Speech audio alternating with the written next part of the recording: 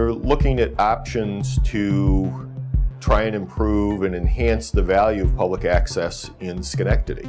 So the idea was to give the franchise to Proctor's Corporation under the name of now Open Stage Media. When the first conversations began, from Proctor's point of view, it was kind of surprising. There was a meeting with myself, David Bucco, Chief Executive Officer of Gillespie, Chris Gardner, Nick Barber. We're looking for different options of utilization of the building at 115 North Broadway, selling the building, partnering with other entities, and the discussion led to a conversation with Proctor's and with Philip Morris as the CEO of Proctor's. Media and the arts and theater are really intertwined. The more we thought about it, the more it seemed to play into who we were beautifully. You know, public access has a very deep-rooted tradition here in Schenectady, and I think the pairing with Proctor's is just a perfect fit. Just made perfect sense. Suddenly we went, wow, this is a mission thing. This fits perfectly.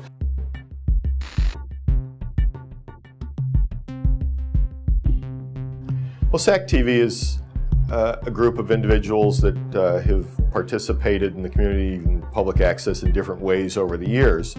It historically has been undercapitalized and more limited in their vision and view. But with any company, organization, you need a direction. It didn't look like it was going anywhere. It plateaued, kind of plateaued. SAC was the owner of the building 115 North Broadway. The board and the membership had voted to sell that. Those proceeds of the money were supposed to be used to enhance public access. Unfortunately, what I will call more of a fringe group took control of the board at the end and retained those funds. And so for the last 9 months, roughly, they have taken $100,000 and done basically nothing in terms of their charge and their not-for-profit or their charter to promote public access.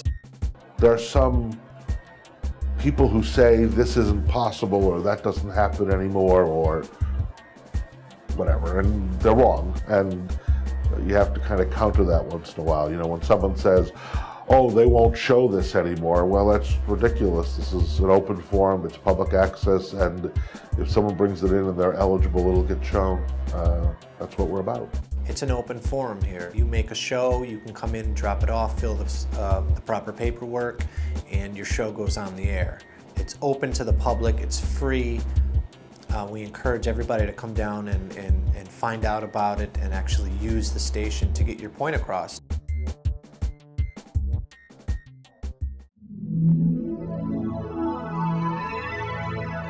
Over the last 5-6 years, again, it has developed into a regionally recognized premier arts and entertainment venue.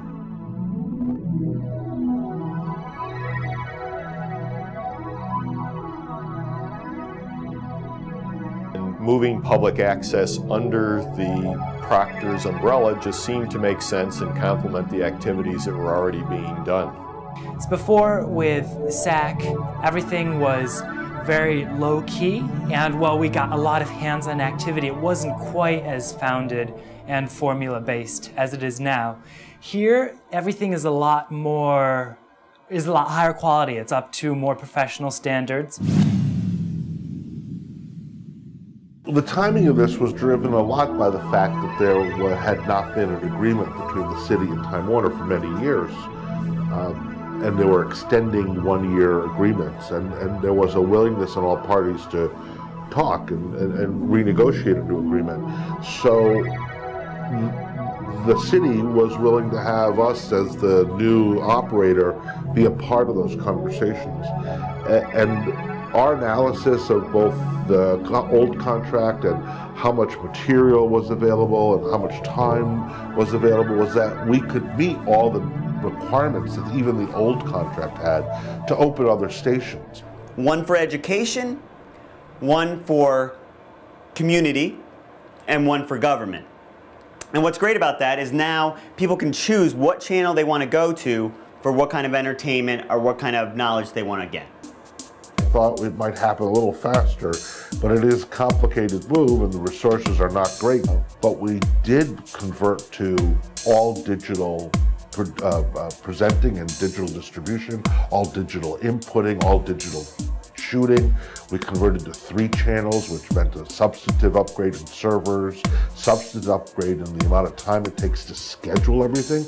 We've established a small studio with a lower level in Proctor's. What we have down there is this great wide expanse that it's very simple to use. You just go down. We have a rolling studio camera switching setup. It's very easy because you just roll out the control form. It's this giant box that looks very high-tech, and you just plug in the cameras and set them up the way you want them to be positioned, and then you can control all of the cameras and what is recorded from this simple control area box there. So you're able to change the camera angles and change what is going on with audio and text effects and everything, and it's very great because it's very user-friendly. You can come in and within a couple of hours you can just record your entire show. It takes probably only 10 minutes to set up. One of the great new technological advances with OSM is their website. Because with their website, it opens you up to a whole new range of possibilities that you can have as far as applies to watching television. Is what they have here is, as opposed to watching just television in your living room, they actually stream it online, which means that they take it from the television station and put it onto the website when it's happening. We have a little play window that is constantly running each show 24 hours a day. So you don't need to be in a specific place. You can be anywhere in the entire world, and you can watch the program that you've made or that somebody else has made and put onto channel 16.